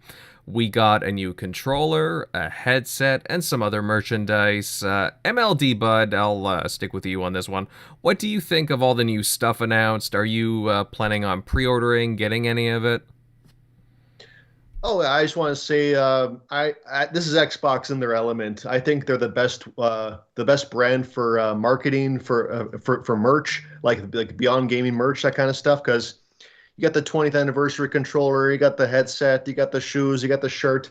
But this is just coming off of, like, recently we were getting a custom Halo 117 Elite 2 controller. We're getting a custom Halo Xbox. Like, they're doing all these things, like, to let fans express themselves, that kind of stuff, like for collectors. So, I mean, hey, like, you can't really say anything negative about this. Like, if you want to give fans, you want to empower fans, collect, show off their passion for Xbox, hey, more power to us, and more power to them for giving us that opportunity. So, I personally, the 20th anniversary one looks nice, but I have my heart set on the Elite 2 Spartan 117 controller and the Xbox console. That is what I'm going to do. I mean, I'm not the kind of guy who has like 10 controllers in their house. I mean, hey, those who do, hey, great for you. But I'm a little more picky, so I'm just going to get that one. But no, it's good because I hope it's building up to something in November, like their 20th anniversary. Mm-hmm. I feel like it's just they're doing the little things. They're getting those out of the way right now. And they're just going to do some kind of blowout or even some kind of press release on the 20th anniversary. Because, like, I've been seeing on Twitter, it was rumored that they're going to be adding some, they've been stockpiling some backwards compatibility add-ons, like some OG Xbox, some 360 games, that they might be adding more to that in November to mark, like the heritage of Xbox and how far they've come, that kind of stuff. Yeah. So I'm thinking that they're just doing all this stuff, just the little things right now, but I think it's going to build to something a little more exciting, like actual gaming wise, that fans can sink their teeth into on the actual 20th anniversary. So, hey, on the end, yeah, they should give more. I'm glad they are. Give us options. Who can complain? Mm-hmm. Yeah, I like, admittedly, I was holding off on controllers because it's very easy to rack up the controllers. I know a lot of people enjoy collecting them, but I had to throw down a pre-order on that translucent controller, the 20th anniversary controller there. I like the look of it. It's got some nice green accents on it. I don't know. I just, I had to grab it. So I was lucky enough to pick one up there. And it also comes with a dynamic theme, a unique dynamic theme, which is pretty cool. I don't think a lot of people know about that. It was just kind of a little tidbit. So yeah, that's cool. I mean, it would be nice if it was just available to everybody, but either way, it's that's a nice little thing that comes with it. The headset as well, it has like translucent side dials on it. Looks kind of neat with the green accents on the boom mic.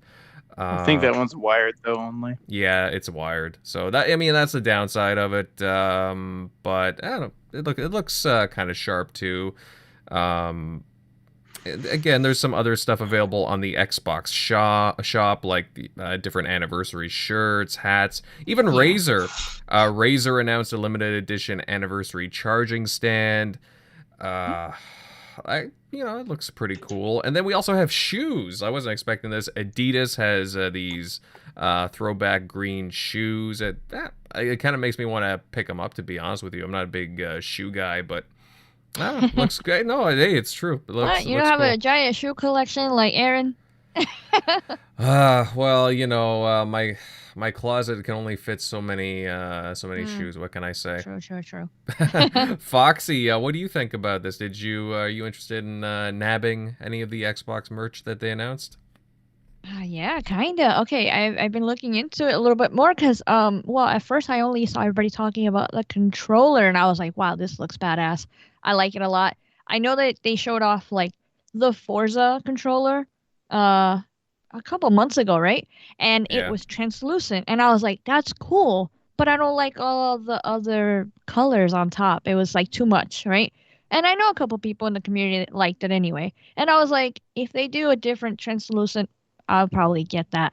And as soon as I saw this, I was like, oh man, I have to pick that up. I haven't bought a new controller in a while, so I'm definitely gonna get that new controller. It looks awesome.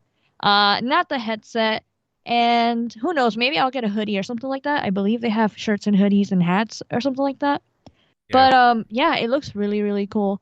I'm a fan of Adidas shoes, but I don't like the color scheme on these.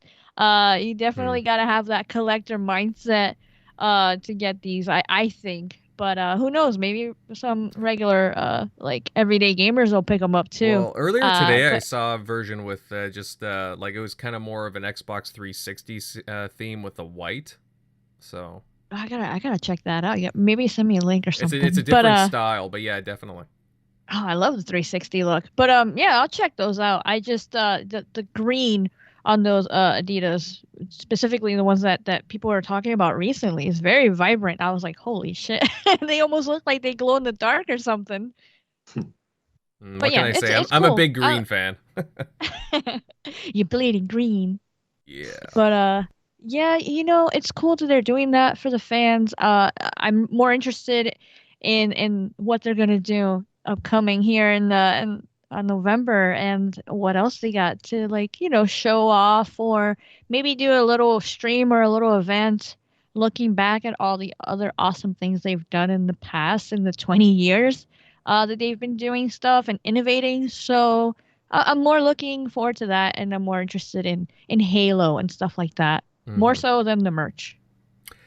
Yeah, yeah, very true. And just to like go to what MLD was saying too, it does seem like they've been hinting at announcing some backwards compatible titles. I think I've seen Mm, some leak going on there, which would make that'd be sense, nice. right? Yeah, 360, original Xbox. Actually, I would love to see some more original Xbox titles on there. I think it would be very yeah, fitting. They've been they quiet need for a some love on while, there. Yeah. so Oh like, yeah, I read that some I don't know if you guys played it, but Advent Rising, that was like one of the bigger Xbox OG Xbox game releases. They say that might be one of the games that are dropping. So I'm looking forward to playing that too, if that's true. mm-hmm.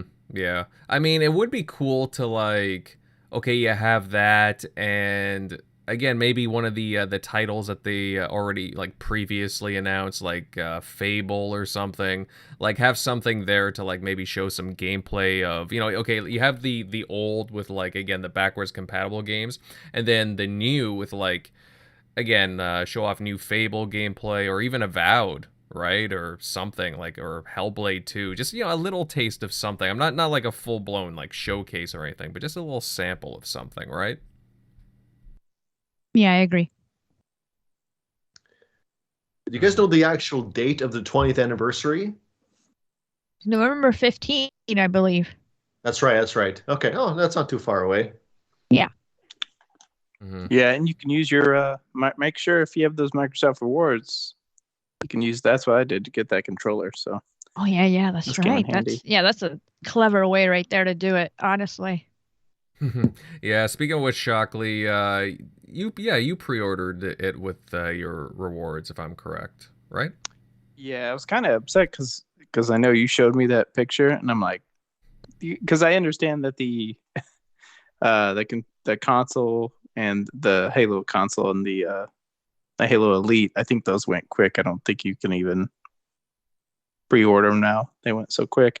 So Yeah. I was not like, unless they I restock don't, or I didn't something. think this would, but I was like, I don't know how limited they were gonna make it, or if like they were gonna make it like just through this holiday, like, and I don't, because whenever you think of like a 20th anniversary, I don't think they're gonna just like keep making this controller like past, I don't know, Yeah. past the holiday, past the anniversary. Right. So I'm like, shit, is this gonna be limited? And and just like people, scalping this shit. So, because I saw you post it for the Canada Best Buy and they don't like ship here. Mhm. I was like, I guess I'll just wait, because I mean, if you got one that smoothly, surely this isn't gonna go like as quick as those things. But yeah, that thing looked pretty heat, so I definitely had to snag that. Oh yeah, no doubt, no Pretty doubt. good. Centurion Pal, I don't know if you snagged anything or if anything, like any of the new reveals caught your eye. I don't know. So the one that caught my eye is the controller. I would love that 20th anniversary controller. I do got my eye out for it when it got time to try to purchase one. When I finally found out that they were available and I had the time to get on the internet and grab one, they were already bought up. Amazon, Best Buy, any place I looked, it was coming soon or out of stock, even on Microsoft's website. And then I had a good friend of mine that reached out to me that wanted me to get my hands on one of the headsets for him. And luckily, over on the Microsoft side, they still had some of those headsets available. But like, I don't know if anybody mentioned it, but there's actually a little bit of an added bonus in this controller that not too many people are talking about. When you hook this thing up to your console, did somebody talk about it already? Are you talking about the dynamic theme? Yeah, that's what I thought was cool. Yeah, like, I think that's awesome. You hook the controller up to your console, and it will download an exclusive dynamic theme to your console for the 20th anniversary. And I saw a screen capture of it, and I mean, I want to get the controller just because I want that damn background. It does look pretty nice. It's a nice added bonus, right? So like, oh man, it's really nice though. Like, dude, we've got the 20th anniversary of Xbox. We've got Halo Infinite coming out on its anniversary. I mean, dude, it's going to be an awesome holiday for the Xbox brand and everything that they have worked for. Yeah, Forza Horizon 5, Halo Infinite, a couple of different indie titles coming out, like The Gunk, I think, is still slated to come out early December, if I'm not mistaken. I have to keep an eye on that. But yeah, a few titles there. Yeah. Age of Empires coming out soon as well. That is couple correct. weeks. That is correct. Yeah. I mean, again, that's like PC, but I'll be honest with you guys, I would not be surprised. I've heard some rumblings that it could very well make its way to Xbox, to console. So hey, if they find the right controls for it, who knows? I know a couple people that are interested, but then again, they have Ultimate, so I know for a fact they're gonna download it over there on the PC too. Yeah, I mean, and Xbox does have mouse and keyboard support. Even they just pour it over with, mandatory. They make it the marketing very clear that you need mouse and keyboard support. But then again, I'm looking at the game. It's not the most demanding game. I feel like an average PC build, like that's not too old, can run this game pretty nicely with your Xbox account, no problem. So yeah. We'll see. I've figured out with most games like Age of Empires and most RTSs, it's more of the lack of the available buttons on the controller to truly give you true functionality on the game. But we are starting to see a lot more keyboard support on the Microsoft side, being able to hook up a keyboard to the console. So if they were to put it on console, I wouldn't be surprised if by some chance they did suggest you actually hooking a keyboard up to the console. Yeah. Yeah, you're right. I could see that. But yeah, we will probably, it would probably be like a Microsoft Flight Simulator situation where if they do announce something related to the console, it'll be announced like, in like 9 months, something like that, right? And it would be like a year later. And it'll only be on the Series consoles, not the One X or, any of the Xbox Ones for that matter. Yeah, that's right. I don't think so. It would definitely just be for the Series console. Well, again, like, it's getting to the point where they're gonna start leaving the Xbox Ones behind, right? I mean, they guaranteed up to a certain point, but yeah, and right. to be fair, they were open about it. They were more open than other publishers about that. So either way, no, we'll wait and see with regards to Age of Empires. Okay, guys, I think we will move on to the last topic this evening. Again, like, here's hoping, we get some other news with regards to the anniversary events. But, so guys, Far Cry 6, it's finally released. It's Ubisoft's new open world shooter. I've been seeing a lot of clips and pictures shared from the game through friends. It just, it seems to be doing very well. There's I don't know, like, generally I'm seeing for the most part a lot of favorable comments, but I'm curious what the panel here thinks of the game. I'm not 100% sure who on the panel's played it. However, I do know for a fact that Centurion, you've been playing through it. What can you tell us about it, man? Like, are you enjoying your time spent with Far Cry 6? So I am enjoying my time. I will say it. I have been a big Ubisoft fan. I said it on the Shop podcast last night that I loved everything Ubisoft did last generation. I played as many Assassin's Creeds as I could get my hand on. I've played every Far Cry from Far Cry 2 to now Far Cry 6. And hey, it's more Far Cry. What like, do you really want them to take a franchise that I've loved and to just chop it up into something unrecognizable? I love the fact that some of the first words I heard was it's more Far Cry. I felt like I was playing an old friend. I mean, I got in the game, the controls felt familiar but updated. Let's just say there is some things that they have changed about the game. There is now like gear sets that you will find through the game rather than finding random crafting materials and money. You will outside of the crafting materials, you now find these boxes that give you gear sets, and these gear sets change certain aspects of the character. I mean, like, you actually have to come into contact with the gas that they use to create one of the premises behind the game, and you actually have to put your gas mask on, because if you don't, you'll start poisoning your character. And so they have these different gears that see, I'm not too deep in the game, even though I've put in like an all-day thing today. I finally was able to kind of complete this island that they have you on that I basically refer to as the tutorial island, where you get a feel for the game again. You get the story established, who the characters are, and they get you familiar with like having an ally or one of the pets. You start off with Guapo, the alligator, and it's funny when the guy introduces him to you. And you go through this whole experience on the island, and I just got off that island, and all of a sudden, right before I get on the show, like literally it was 5 minutes before I hopped in the pre-chat with you guys, all of a sudden the game's like, welcome to Far Cry 6. Here's the actual world.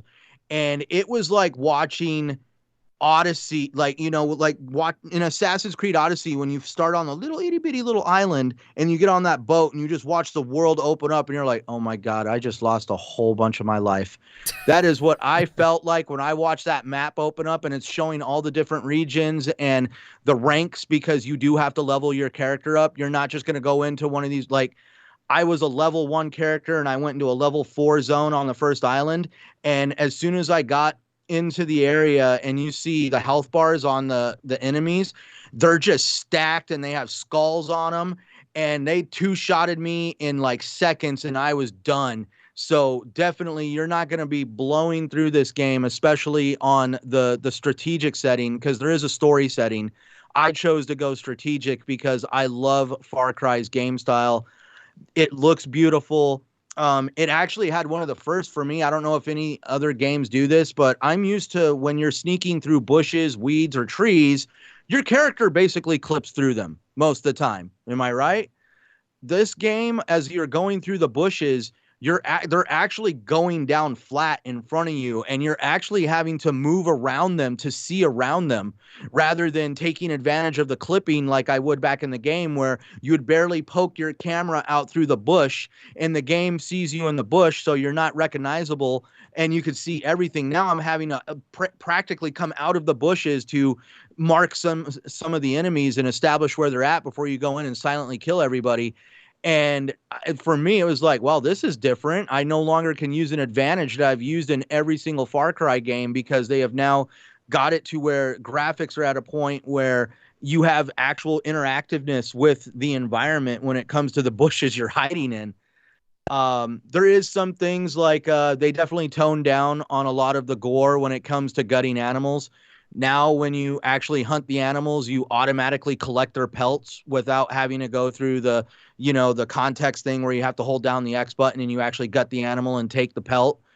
But I've been happy with the experience so far. It's, like I said, it's more Far Cry. The writing is Far Cry. The gameplay is Far Cry. Just the whole environment feels like a much updated Far Cry. I'm just looking forward to getting into these urban settings because I've always wanted to play a Far Cry in an urban setting with alleys and buildings. And I'm just used to Far Cry being in these wide open spaces. And when you get into some of these, in some of the small villages in these small countries that Far Cry has been based in, there's really not too much of like a cityscape to explore or play the game in. And with this, I mean, the first thing they put you in the beginning of the game is you're in a little small Cuban village that feels like a little bit of a city. And you're having to run over rooftops and jump from one rooftop to the other and climb down ladders and go through sewers and get back up on street level and hide in buildings while soldiers are chasing you. And I've just had a really great experience so far. All right, so what you're saying is it's not a far cry from the other games. No, if you love, Oh my God, love. he had to. I'm like, I'm gonna be up front. I have yet to climb a tower and get to the top and synchronize and have the world spin in a circle. I haven't had that happen yet, so I think they finally let that go. I remember back in Far Cry 5, the first tower you climbed, yes. There was a joke behind it. It's like, yeah, we're not going to make you go through the whole experience of climbing towers and surveying the landscape. This is the only time it's going to happen. But so that never bothered me. I always enjoyed the game loop that Far Cry had created. Mm-hmm. Yeah, I mean, admittedly, you know this since you're in, like 2 months ago, I picked up the Far Cry 5, like the ultimate, like the complete, with all the DLC and everything. I put it on the back burner. I still want to finish a couple of other games before I get to it. So again, what you're saying is if I like Far Cry 5, if I like, Far Cry 4, 3, I should love this one. Oh, in my opinion, I feel more. Did you play 3? Yes, I absolutely love 3. This gives me more Far Cry 3 vibes than it does 5. Okay. I think it's just because of the setting of where it's at with the palm trees and the islands. Far Cry 5 was more of a, like rural America kind of style. But if you ever want to play Far Cry 5 together, I know there's co-op in that. I would love. Mm-hmm. I'm actually helping one of my friends now through Far Cry 5. Just because I enjoy the game loop so much that I'm showing them all the crazy places you can go to get all the gear and the fun ways of taking dudes out. I mean, it's absolute fun just hiding in a bush and having a hopped up sniper rifle and just tagging off enemies from a very large range away while everybody's losing their mind trying to figure out where you're at. Yeah, I could see the fun in that. I'm curious, Foxfire, have you been dabbling in Far Cry 6, or are you interested in it at all? I'm interested to the point where I have a couple friends I watch that stream it. Mm-hmm. So that's really cool. And I see them having fun. And yeah, from what I see, it looks like more of the same. And the only one I think I've ever tried was 3. And I kind of just started it. I went around a little bit and I think played I don't know, like a couple hours. But other than that, yeah, I don't know. It's not for me. I'm glad that the game's like doing well, and I hear a lot of people talking about it, so that's really nice. Also, the actor that plays the protagonist, I forget his name, but yeah, he's really awesome. I like his work in general. So he exudes bad guy-ish. So that's really nice. He's promoting the shit out of that game too. Oh yeah, no, he's doing a beautiful job in that game. Oh, Giancarlo Esposito. Right. Yes, there it is. Oh my God. Yeah, there's a scene in that game where he's trying to get his kid to shoot somebody and his kid refuses to, and he's like, all right, you could have made it easy for this guy and he could have died by a bullet to the head. Now you're going to watch him get beat to death. And it's just like, oh my God, dude, you're ruthless. Yeah, he plays it great. Just pure bad guy all the way through. I can't believe he's the guy that gets his shoes stepped on and do the right thing in that Spike Lee movie. You should check that out. It looks weird because he looks like the same, but he's like so much younger. But yeah, it's a good movie. He'll always be Gus Fring to me from Breaking Bad. Yeah. Well, Yeah. that's where I know him from, obviously. But yeah, he's been in quite a few different things, especially recently. Let's see, MLD pal. I don't know if you've been. I know that there's been a lot to play recently. Is Far Cry 6 on your radar at all? It definitely is. I think I'm just gonna sit on it for a little bit, maybe if for it to go on sale or something. Because right now I'm just playing Assassin's Creed Valhalla. I'm just like really into that right now. So just trying to get rid of that off my backlog before I consider Far Cry 6. But I think Far Cry 3 is my favorite, and it's good to hear from the chat here that it's closer to that than 4 and 5. That's good to know. Like, and I always like a villain to like to really just be like really crazy, almost as crazy as Voss is. And I know Esposito, he's not the same as Voss in terms of actual craziness, but just the way he conducts himself, like I'm just really intrigued with the story and how you take him down. So I mean, hey, it's a next gen Far Cry. If it's more of the same, hey, that's good news to me. That's exactly what fans actually want. Now, you guys it was mentioned here that there are level caps now, so you can't just go wherever you want. The game kind of like dictates where you have to go. Is that a problem, do you find, guys? I can actually say that there was being a level 1. I did go into a level 4 area and did get my butt kicked, but I also did have fun taking out an objective in that level 4 area. And then later on in the game, when the guy's like, hey, you need to go over here and do this, he's like, oh, haven't you been paying attention? I already did that. So I was able to do something in a high level area that basically influenced the story. So it's not truly restricted. It's just it creates one heck of an obstacle if you want to try to do it early. Huh. It's funny. The same thing happened to me in Valhalla. Like I sacked this monastery that was higher than my level, and then it comes up in the story, and my character says, "Oh, I already been there," that kind of thing. Oh, it's interesting how there's a little bit of crossover there. But you don't. But again, you're okay though with the game kind of generally telling you which areas to do one after the other. You were okay with that? It wasn't like, so there's more like the regions have a level cap and there's a lot to do in each region.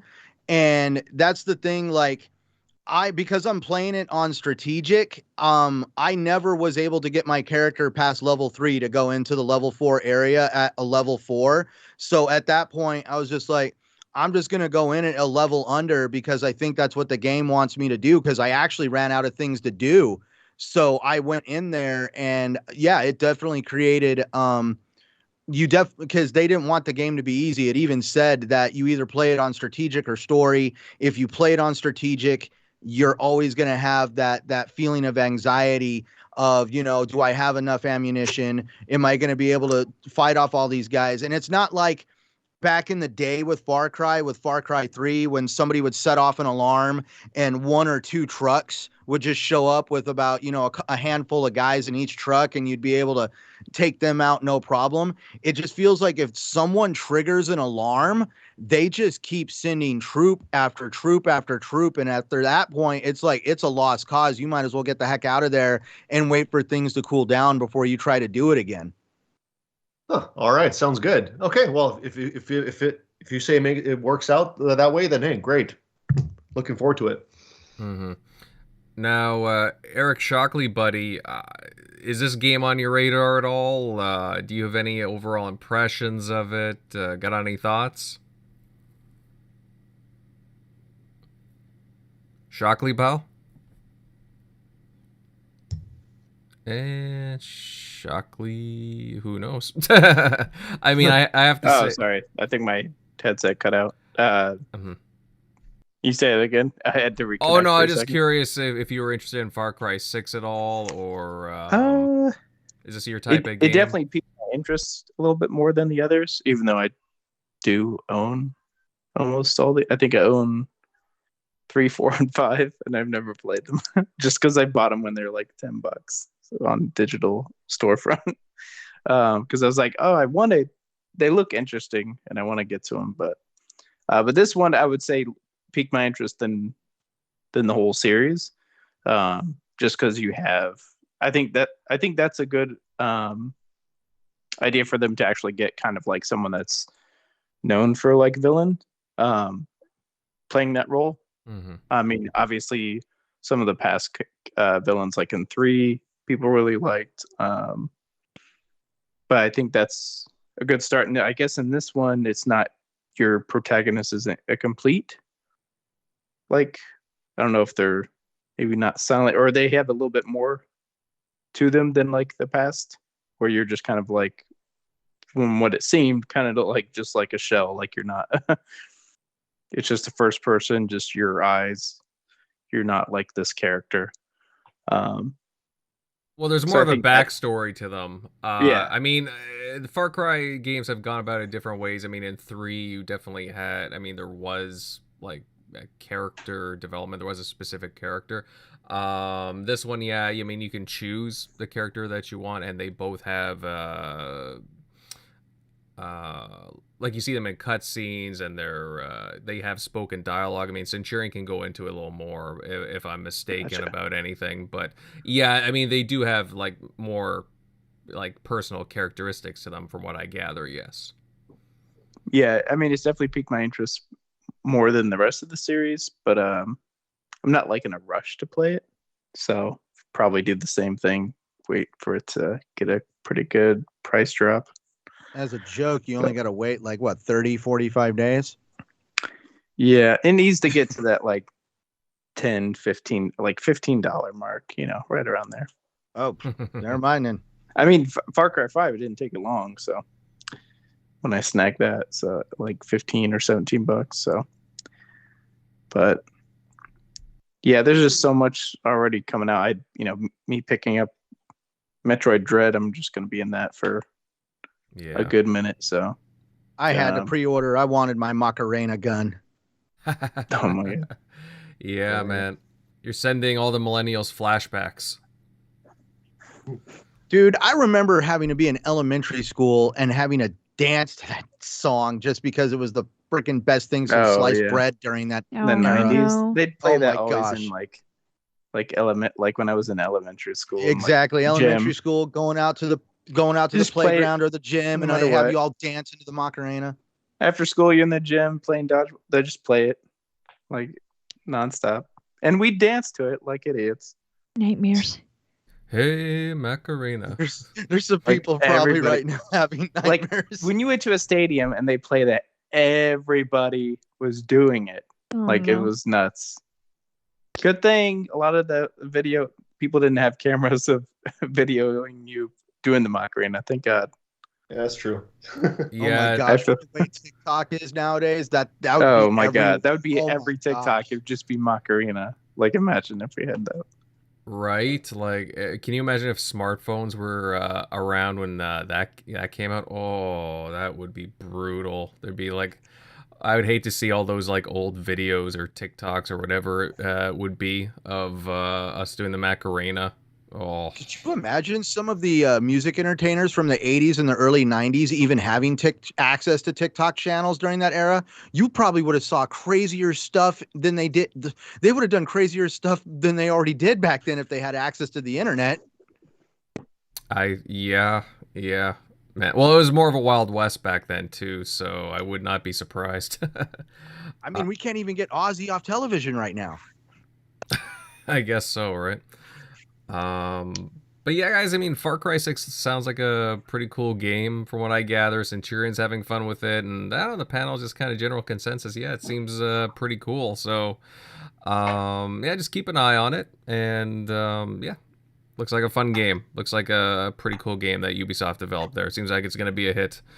Okay, everyone. I think with that said, we'll start to end off things for the show tonight. And really great stuff from the panel tonight. I thought we had some really good discussions on Battlefield 2042's open beta, Xbox's 20th anniversary reveals, PlayStation head Jim Ryan's latest comments about the platform overall, and of course, Far Cry 6.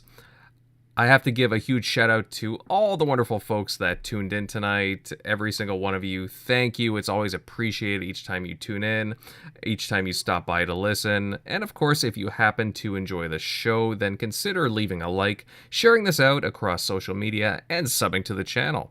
Every little bit helps grow the channel, and yeah, we appreciate it, everyone. Now on to the outros, and starting with our guest, Foxfire, Lady Foxfire. It was a wonderful time having you on to chat with the panel. I really appreciate your viewpoints on things. You really have an interesting take. Where can everyone follow you at, my friend? Well, it was nice hanging out with you guys and everybody in the chat, and anybody that listens later. I really appreciate it. You guys can find me on Twitter, YouTube, because I have my own content, and ladyfoxfire.com. It has all the links and all that. So if you guys want to check it out, leave me a comment on a video or on Twitter. Let me know you guys were listening over here. I really appreciate it. But yeah, it was nice talking about Battlefield. Definitely a little bit of Halo thrown in there for a little sprinkle, because we know we're looking forward to that game. And also, it was nice chatting with you, Invader, before we went live. It was nice catching up. It's been a while, and I've known you for so long. What, 2016, 2015? It was been a while. We've been chatting it up. Yeah, we were both coming around the content creation scene around the same time, and we became pretty good friends. Yeah, and it's just great to again see you back on the content creation scene and making the rounds on podcasts. You're a great voice around here, Foxfire, and thank you. Need to see you around more for sure. Definitely, and the guys in the panel here, you guys have great opinions, so it was nice listening to everything. Yeah, likewise. Thank you. All right. And speaking of the panel members, onto the TXR regulars. Centurion Pal, I'll start it off with you. Where can everybody follow you at? Well, thank you, gentlemen, for another amazing Sunday night show. Thank you to Lady Foxfire for attending. It's always great to have great community members guesting with us.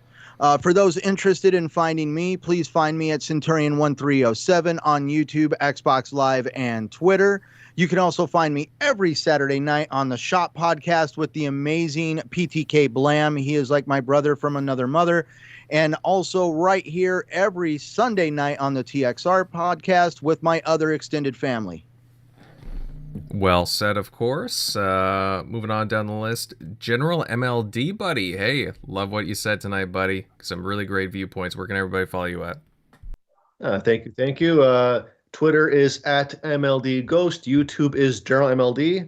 I just want to say from myself, thank you to Lady Foxfire for coming on. Some really good takes. Enjoyed hearing that, and hope to hear from you soon. Mm-hmm. And let's see here, Eric Shockley, pal. Again, some very well delivered takes on your behalf. Where can everybody find you at, pal? Yeah, as always, you can find me at ShockNero on Twitter, EZShock on Xbox Live. But yeah, good show tonight. And oh man, I didn't even want to see that Kotaku. Kotaku. Someone has a article. taco? Who got tacos? But it's just funny watching people freak out. Like, oh my god, they told people that there's a Switch emulator on PC. They're promoting it, and I'm like, but everyone already knew there was a Switch emulator on PC. Like, it's okay. Emulators exist. The world's not going to end. Okay. I suppose. It's not like Metroid sells that many copies to begin with, but they keep making them. So, I suppose it's Kotaku's just been kind of circling the drain as far as gaming outlet news is concerned the past few years, and especially recent years. It's yeah, it's just not looking too good. So I can understand why people kind of pile on them. But yeah, guys, TimDog had to dash out a little bit early. That's why you haven't heard from him in the past half hour. He had to leave unexpectedly. But again, you can find Tim on RDX Podcast and at XcloudTimdog on Twitter. And to round this out, naturally, this is Invader, and you can find my content over on YouTube at Invader Gaming. Excellent show tonight, everyone, and we already are looking forward to the next show next Sunday. Later, guys. Have a good one.